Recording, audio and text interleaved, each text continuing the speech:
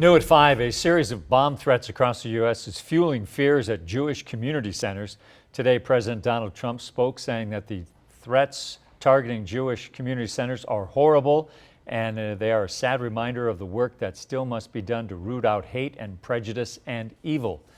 Now, local Jewish community leaders say they are on heightened alert for any potential attacks after that series of anti-Semitic acts and bomb threats at Jewish centers and synagogues across the country.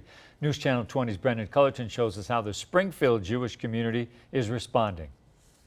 John, local community leaders say even more concerning as these events are happening in nearby St. Louis and Chicago and at places with ties to the Jewish community here in Springfield. But no acts of violence have been committed here, and the community has come together. Springfield Rabbi Barry Marks is writing a temple newsletter on recent acts of anti-Semitism, including busting windows and drawing a swastika on a synagogue in Chicago, one his temple takes young students to on trips. It's threatening. It shakes your sense of security. It certainly makes me angry. This weekend in nearby St. Louis, more than 200 cemetery headstones were vandalized. It breaks our hearts and it causes concern. Springfield Jewish Federation Director Nancy Sage says these weren't isolated incidents.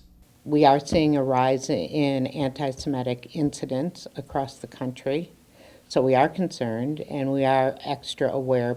Jewish leaders say they've seen people reach out to them from both inside and outside the Jewish community.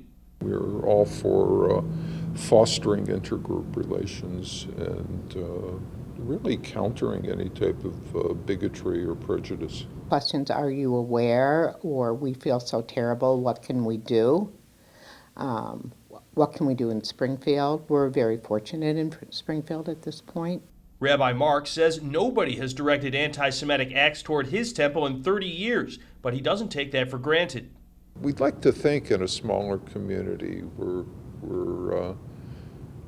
not as vulnerable, but who knows? You don't know, and you have to be vigilant.